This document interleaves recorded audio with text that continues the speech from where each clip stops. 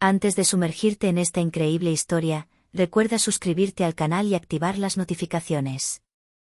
Aquí, cada historia tiene algo que decir, y no querrás perderte ni una. En un pequeño pueblo donde las tensiones raciales eran tan visibles como sutiles, Myris LeBlanc vivió una vida marcada por la sencillez y la dignidad.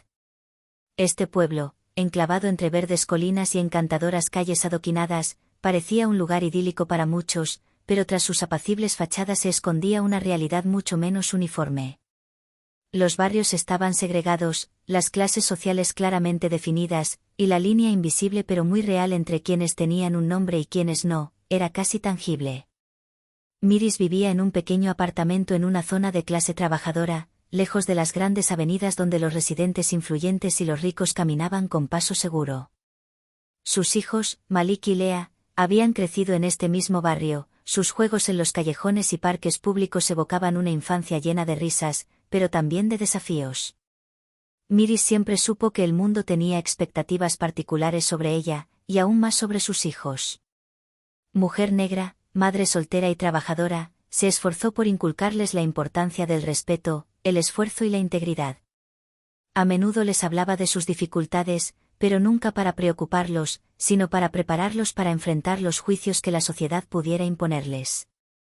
Trabajando como gerente en una empresa local, Myris se había forjado una reputación de fiabilidad y competencia, a pesar de los obstáculos que la vida le había puesto en el camino.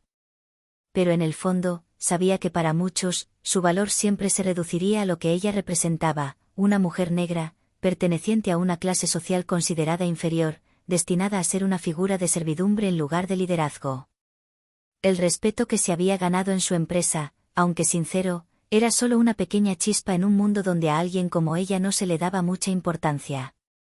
Era respetada por sus compañeros más cercanos, personas que conocían su trabajo, pero permanecía invisible para quienes, desde fuera, simplemente la juzgaban por las apariencias. Había aprendido a lidiar con esta invisibilidad, a aceptarla mientras perseguía su búsqueda de dignidad. Pero esta invisibilidad, tan cómoda para algunos, era en realidad una carga para Myris. Sabía que su existencia nunca sería celebrada como el mundo celebraba otros logros. Esta era la dura realidad para una mujer como ella, y la había aceptado con resignación y esperanza.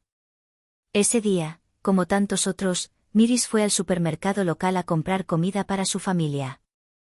Era un lugar que conocía bien, donde los empleados, aunque distantes, siempre la recibían con una sonrisa amable, conscientes de su papel en la comunidad. Pero ese día, las cosas tomaron un rumbo muy diferente. Mientras esperaba en la fila de la caja, absorta en la rutina diaria, Myris cogió una bolsa extra, que había olvidado escanear al pasar. Parecía un incidente menor, un simple error, pero para quienes la observaban en la tienda, no parecía tan inofensivo. Los guardias de seguridad, probablemente influenciados por estereotipos raciales profundamente arraigados, la habían descubierto. Habían observado cada movimiento de Myris, de cerca y con recelo, como si su rostro solo fuera suficiente para convertirla en un objetivo. En cuanto cruzó la puerta de la tienda, sonó la alarma y, en un instante, toda la escena se transformó en un espectáculo de humillación pública. Myris intentó explicar que fue un malentendido, que no había pretendido robar, que simplemente fue un descuido. Pero la reacción inmediata de los guardias de seguridad no dejó lugar a discusión. El arresto fue brutal y rápido, y en cuestión de minutos se encontró en la furgoneta policial, con las manos esposadas a la espalda, mientras sus hijos presenciaban la escena. En la comisaría, el ambiente era gélido. Myris siempre había creído en la justicia, pero la realidad de la institución la confrontó brutalmente con la discriminación sistémica. Se encontró en una celda, sin saber qué esperar. Con calma, explicó a quienes la rodeaban que había cometido un error y que no había habido intención criminal. Pero cada palabra que pronunciaba parecía ser recibida con una indiferencia escalofriante. Nadie quería escucharla de verdad. La justicia ya había empezado a funcionar. El caso dio un giro inquietante cuando el fiscal decidió investigarlo. Myris fue acusada de robo y, aún más importante, estigmatizada por su origen social. No era raro en esta ciudad que quienes no pertenecían a la clase alta fueran juzgados rápidamente y tratados como posibles culpables, incluso sin pruebas. En el expediente de Miris, el fiscal mencionó su condición de madre soltera, sus modestos ingresos y su baja posición social. Para él, estos detalles fueron suficientes para etiquetarla de reincidente. La idea de que una mujer en su posición pudiera cometer un error involuntario parecía inconcebible. El juez Samuel Bertrand, asignado al caso, era muy conocido en el pueblo. Es militar, había sido nombrado juez varios años antes gracias a su estricta conducta y respeto por la tradición. Bertrand se consideraba el garante del orden en este pequeño pueblo, pero su visión del mundo estaba marcada por una profunda desconfianza hacia las comunidades marginadas.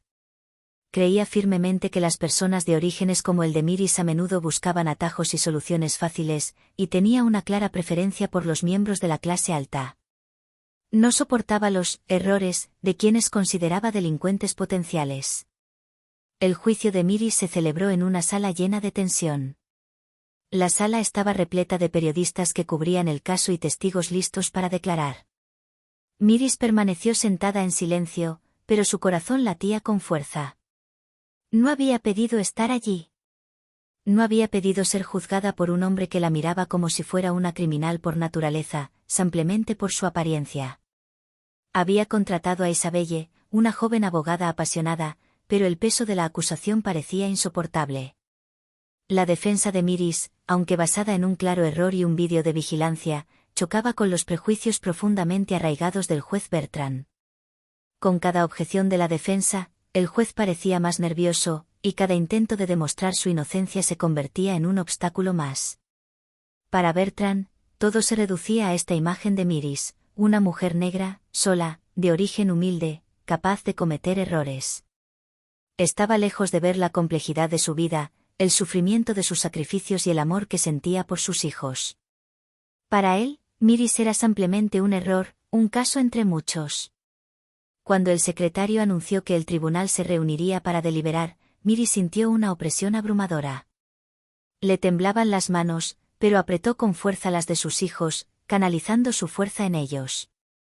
La sala parecía cerrarse sobre ella. Pero se aferró a la esperanza, porque en el fondo, Miris sabía que la verdad siempre saldría a la luz, pasara lo que pasara. La verdad, pero ¿a qué precio? El juez Bertrand permaneció allí, con la mano temblorosa sobre el expediente, mientras su mente oscilaba entre la culpabilidad de su decisión precipitada y la irrealidad de la revelación que acababa de descubrir. Se obligó a releer el memorando urgente varias veces, como si esperara encontrar algún error. Pero fue inútil, cada palabra, cada cifra, confirmaba la verdad que hasta entonces desconocía. Miris Leblanc, esta mujer discreta y modesta a quien siempre había percibido como una simple gerente de supermercado, era en realidad la heredera de un imperio industrial cuya influencia superaba con creces la de la mayoría de los hombres a los que había juzgado a lo largo de su carrera. El nombre de su padre, Leonard Leblanc, resonó en su mente como un trueno. Leonard, un gigante de la industria farmacéutica, cuya empresa tenía alcance global, poseía negocios con ganancias de miles de millones de euros. Miris, hija de este magnate, había crecido en un mundo que Bertrand ni siquiera se había atrevido a imaginar. Sin embargo, había elegido llevar una vida sencilla, alejada de los focos, invirtiendo sus recursos en causas sociales, apoyando proyectos para niños desfavorecidos y trabajando por la igualdad de oportunidades. El juez se sintió abrumado por la vergüenza.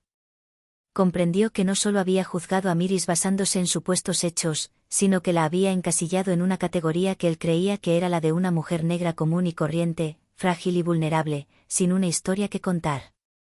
Y ahora comprendía que esta mujer, a la que había humillado, era mucho más poderosa y respetada que él. No era un producto de su sistema, sino un desafío a este. Dejó la nota y se sentó, con la cara entre las manos. Sus pensamientos corrían a mil. ¿Cómo podía, en conciencia, justificar sus prejuicios raciales, prejuicios que lo habían cegado ante la realidad de la situación? Con cada paso que daba en este caso, reforzaba la injusticia sistémica que decía combatir. Una oleada de culpa lo invadió, y se enfrentó a la dura realidad de sus propios fracasos, no solo como juez, sino como ser humano. Al día siguiente, mientras se preparaba para emitir su veredicto, el juez Bertrand tomó una decisión difícil. Solicitó una reunión con Miris antes de la audiencia pública, un encuentro privado que sabía arriesgado, pero necesario. Sabía perfectamente que no había vuelta atrás. Era demasiado tarde para deshacer el impacto de sus prejuicios, pero esperaba al menos ganarse su perdón. Cuando Miris llegó a su despacho, acompañada de sus abogados, se presentó con la misma serena dignidad que la había caracterizado durante todo el caso. No se mostró arrogante ni vengativa, a pesar del dramático giro que había tomado la situación. El juez lo invitó a sentarse, con los ojos llenos de remordimiento. Le contó la revelación que acababa de recibir, su conmoción y la culpa que lo embargaba. Ofreció sus más sinceras disculpas, pero en el fondo sabía que las disculpas por sí solas no serían suficientes para reparar el daño que había causado. Miris escuchó atentamente, pero en lugar de dejarse llevar por la ira, respondió con una claridad desconcertante. No me juzgó solo a mí, juez Bertrand, dijo con voz tranquila pero firme. Fueron todas las mujeres negras, todas las madres, todas las personas de mi comunidad las que tuvieron que luchar contra estereotipos, juicios precipitados y acusaciones infundadas. Me condenó no por los hechos, sino por lo que creía que era mi lugar en este mundo. Me juzgó por el color de mi piel y mi estatus social, sin intentar comprender quién era realmente. El juez guardó silencio, con lágrimas en los ojos. No esperaba que Miris, con su gran nobleza de espíritu, lo confrontara así. No buscaba humillarlo ni vengarse. No lo obligaba a cargar con la responsabilidad del sufrimiento que había causado, sino que lo instaba a reflexionar, a comprender la magnitud de su error. No es el único que necesita cambiar, juez Bertrand, continuó Miris. Este sistema es corrupto, encierra a las personas en roles predefinidos, encasillamientos donde nunca pueden ser vistos como realmente son. Usted ha tenido la oportunidad de ser un hombre de justicia. Aún puede cambiar, si lo desea. No permita que este momento pasado sea solo un fracaso más, sino una oportunidad para crecer. El juez se puso de pie, abrumado por la realidad de sus actos. Sabía que su decisión no era suficiente, pero era un primer paso. Le había hecho una promesa a Miris, una promesa que tenía la intención de cumplir. Ahora trabajaría para desmantelar sus propios prejuicios y usaría su posición para concienciar a sus colegas. En cuanto a Miris, no buscaba su propio beneficio. Le había demostrado a Bertrand y a quienes la observaban que la verdadera fuerza no reside en la venganza, sino en la capacidad de afrontar la verdad con calma y dignidad. Sabía que el camino hacia la igualdad aún era largo, pero estaba dispuesta a seguir luchando por un mundo donde el color de la piel nunca más fuera motivo de juicio. El tribunal finalmente se reunió y el juez Bertrand emitió un veredicto inesperado: Miris fue absuelta.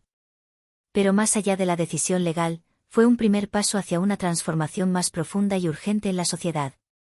Miris regresó a casa, rodeada del amor de sus hijos, y juró no dejar nunca de luchar por la justicia, sin importar cuán grandes fueran los obstáculos.